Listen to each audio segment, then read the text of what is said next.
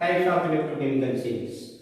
What is exactly electrochemical cells? The cells in which generally chemical energy is converted into electrical energy and electrical energy converted into, that is, chemical energy.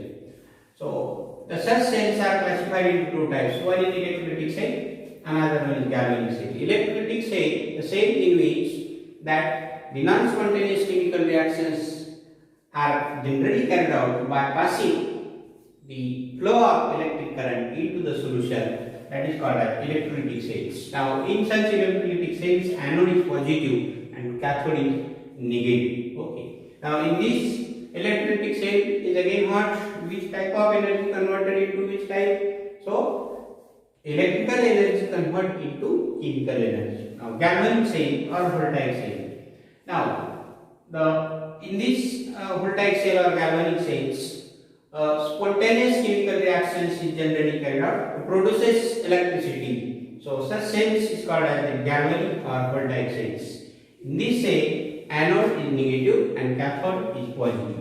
Here, the chemical energy generally converted into that particular electrical energy, generates electricity. So this is it. We will see electrolysis of molten sodium chloride. Now look in this diagram. This is the electrolytic cell in which these two electrodes are placed. This is carbon anode, this is carbon cathode, positive, negative. Here battery source, that is way of that. Now this anode electrode and this is cathode electrode is present. In this cell, again this fused sodium chloride solution is present. Actually fused NaCl, not solution. Just molten sodium chloride is present. And now in electrolysis of molten cell, reactions occurring in this cell such type of that. At anode oxidation, half reaction takes place. We know that anodic oxidation will take place. Now twice Cl minus convert into this chlorine gas and this chlorine gas. Two chlorine gas combine with the formation of that Cl2 gas. This is primary and secondary process. The way of this overall oxidation reaction. Now at cathode, reduction half reaction. So sodium gaining of this electron, that's why sodium metal liquid is deposited on this at particular cathode. And chlorine gas is released at this here. Because chlorine here conversion into this is particular Cl minus ion is converted into Cl2 gas, means what? This here in this gas loss of electron takes place, means oxidation reduction process will take place. Now net cell reaction is this. You combine these two reactions at cathode and anode. So this way of that here you are getting this net cell reaction. Twice Na plus twice Cl minus gives twice Na plus Cl2 gas. Now in this electrolytic cell, electrolysis of sodium chloride, the flow of electron takes place. At anode, here the electron is generates and generated electron is transferred to that cathode through the wire. Now here battery is that the suck of this electron. So battery act as here that the suction pump like this. Okay. Now these electrons is again enter into the solution through that particular cathode and leave the solution from this anode. This is way of that the electron transfer flow. This way. Now we will see that electrolysis of aqueous NaCl sodium chloride. Just before we have already studied that electrolysis of molten sodium chloride.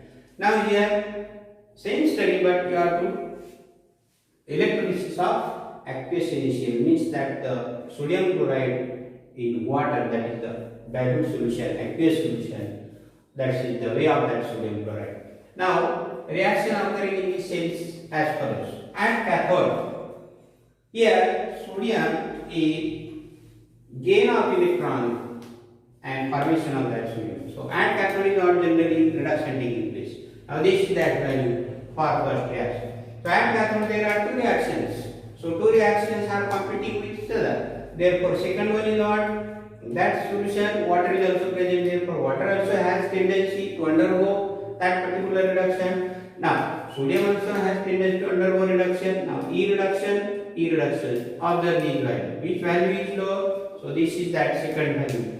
So minus 0.83. That's why water having more tendency to undergo, that is the reduction. Therefore, this only one reaction is generally occurring at cathode. Now at anode, again same way, the two reactions competing with each other. This is chlorine minus ion converted into Cl2 gas, and water again is converted into that O2 oxygen gas. But here observe this, E oxidation value is again for water is low.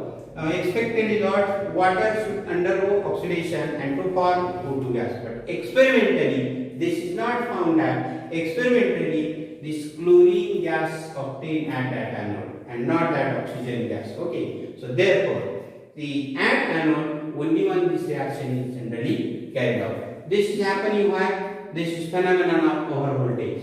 So conversion of this water into that oxygen gas requirement more voltage, additional voltage is required, that is called as phenomenon of overvoltage. Therefore net cell reaction is like this, twice Cl minus is this way, twice H2O, it convert H2 twice OH minus, means that these two reactions combine with each other and then you are getting overall reaction. In overall reaction, the product is this chlorine gas and hydrogen gas, and that is twice OH minus. Okay. So at cathode, generally at cathode is which gas is formed? Here this is hydrogen gas, and at anode is gas, which gas is formed? That is chlorine gas. Okay. But in electrolytic cell in this container, the solution remaining that Na plus ions remain unreacted, and OH minus ions also are that far. So therefore, some NaCl solution is converted into sodium hydroxide, NaOH also.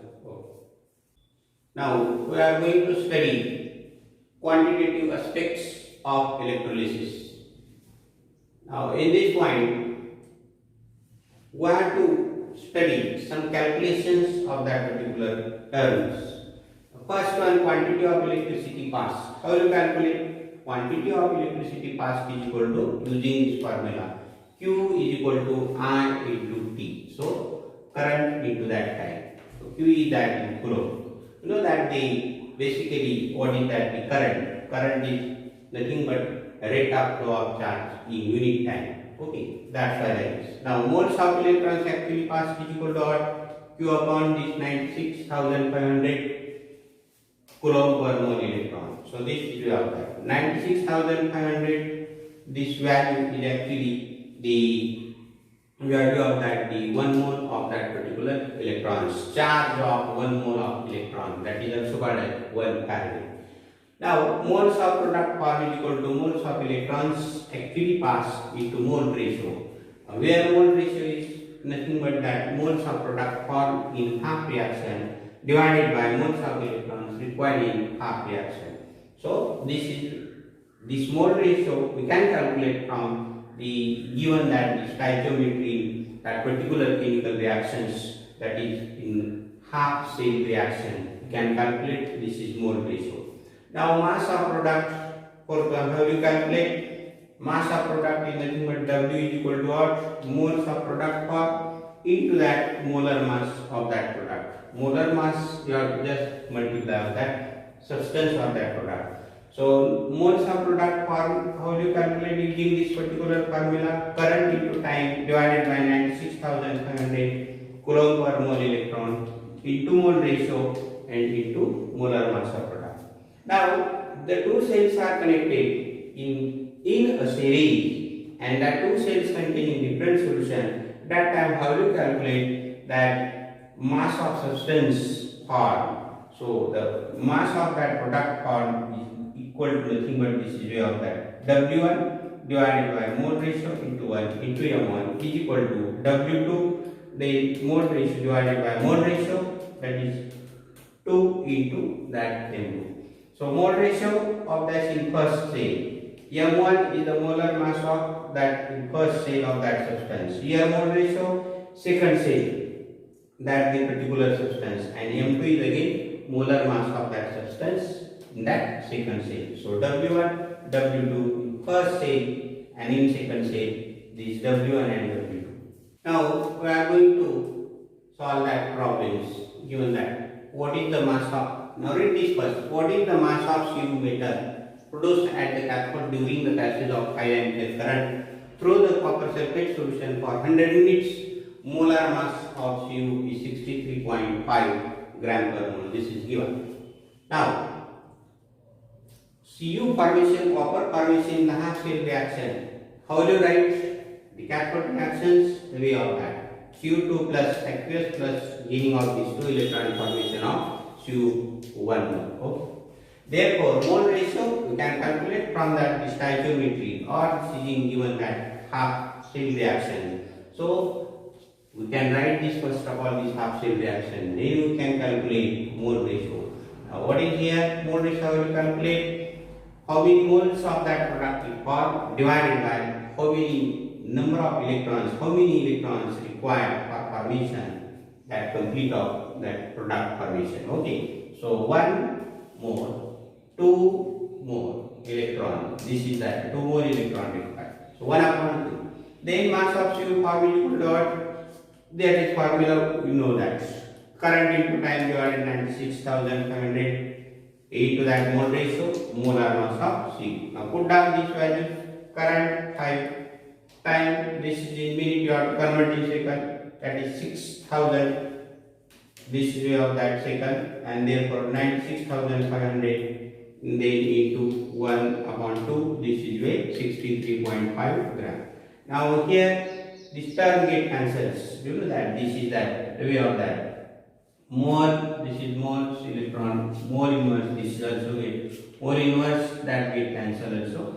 Now this is second, and here this also get cancelled, and this is coulomb because C is nothing but what? Because C is equal to nothing but ampere into second. Therefore, this ampere and this is C, so they get cancelled. Okay, so second here second and this second getting cancelled. Indirectly is present in value here. Therefore, finally remaining weight of that substance mass of Cu is for 9.87 gram.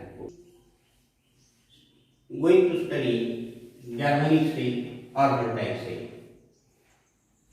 Now then we will see shortly. Now galvanic cell or voltaic cell is what already studied, seen that the spontaneous chemical reactions are carried out in the cell and produces electricity. Okay. So in such cell actually electricity generates, chemical energy convert into electricity or electrical energy. This is galvanic cell. What is the examples of galvanic cell or voltaic cell? You know that Daniel cell, dry cell, lead accumulator, or that is called as storage battery. Okay, so these are the different examples of that. What is electrolytic cell? Electrolytic cell is the different. Electrolytic cells actually the examples is different. For example, that electrolysis of water or that electroplating of that different metals. Okay, so that is in electrolytic cells happening. So now in galvanic cells, the way of that the actually electrical energy is produced. And how electrical energy is produced? For example, famous example you already know that. Look here, this is that the battery cells. Okay, these battery cells is a simple dry cells. Example of that galvanic cells. You know that the connecting these two wires and that join that particular bulb, that bulb will be the globe. Okay. Now under this headline we will study that the salt bridge. Now in salt bridge is what? It is just U-shaped tube which contain saturated solution of that potassium chloride or sodium sulfate like the salt and agar gels. Okay, so that solution is cooled down. So the way of that what happen? The after cooling, the solution sets into this agar gel, and that's why if you invert this U2, so then again that solution doesn't come out. So the way of that is salt bridge. Now what is function of this salt bridge?